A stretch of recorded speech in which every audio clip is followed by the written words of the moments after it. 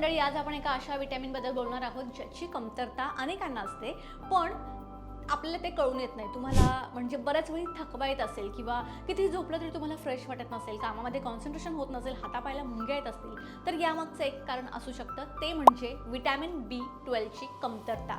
हे vitamin B12 नेमकं काय करतं, तर आपल्या शरीरात नवीन लाल रक्तपेशी तयार करण्यासाठी, मेंदू आणि नसांचं आरोग्य चांगलं ठेवण्यासाठी आणि आपल्या शरीरात एनर्जी निर्माण होण्यासाठी, ऊर्जा निर्माण होण्यासाठी हे व्हिटॅमिन B12 खूप महत्त्वाचं असतं. याची कमतरता झाली तर थकवा, अशक्तपणा, चक्कर येणं, म्हणजे लक्षात न राहणं, मुंग्या येणं यासारख्या समस्या तुम्हाला जाणवू शकतात. व्हिटॅमिन B12 हे मुख्यतः प्राणीजन्य पदार्थांमध्ये म्हणजेच ॲनिमल फूड्समध्ये जास्त प्रमाणात आढळतं.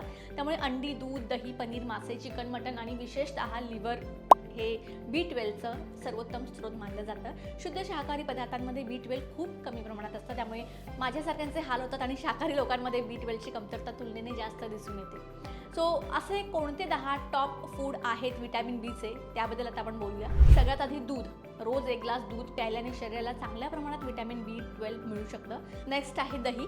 दही हे B12 सोबतच पचनासाठी फायदेशीर असतं. प्रत्येक वेळी दही आणि दूध हे कॅल्शियम असेल किंवा बऱ्याचसाठी हे घेतलं जातं आणि याचे खरोखर चांगले फायदे आहेत. सो हा एक इझी ऑप्शन आहे. दूध, दही हे आपण डेलीच्या आहारामध्ये घेऊ शकतो.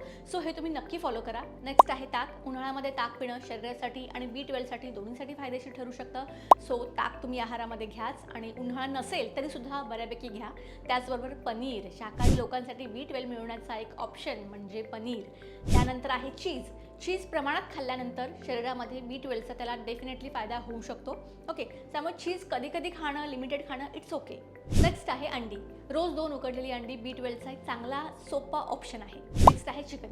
प्रोटीनसोबतच व्हिटॅमिन B12 देखील तुम्हाला यामधून मिळतं. नेक्स्ट आहे बांगडा, सुरमई, रावस, पापलेट, ट्युना मासा, सॅल्मन मासा, खेकडा. हे सगळं जे काही आहे ते B12 आणि ओमेगा 3 फॅटी ॲसिडचा एक उत्तम स्रोत आहे. ओके, सो जे नॉनव्हेज खातात त्यांच्यासाठी हा एक बेस्ट ऑप्शन आहे. त्यानंतर मटन. नॉनव्हेजमध्ये जे काळीज असतं ते व्हिटॅमिन B12 त्यामध्ये बऱ्यापैकी चांगल्या प्रमाणात असतं. त्यानंतर एक ऑप्शन आहे तो म्हणजे फोर्टिफाईड सोया मिल्क किंवा बदामाचं दूध. आता फोर्टिफाईड म्हणजे काय, तर एखाद्या पदार्थात अतिरिक्त जीवनसत्व किंवा खनिजे मिक्स केलेली असतात. उदाहरणार्थ साध्या सोयाच्या मिल्कमध्ये, दुधामध्ये किंवा बदामाच्या दुधात नैसर्गिकरित्या व्हिटॅमिन B12 काही फारसं नसतं. त्यामुळे काही कंपन्या काय करतात, त्यामध्ये vitamin B12, vitamin D, calcium हे सगळं मिक्स करतात वरून. सो अशा उत्पादनांना फोर्टिफाईड सोया मिल्क किंवा फोर्टिफाईड बदामाचं दूध म्हणतात.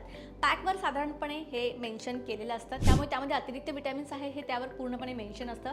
ते तुम्ही एकदा चेक करा आणि त्यानंतर ते घ्या. व्हिडिओ आवडला असेल तर लाईक करा आणि शेअर करा.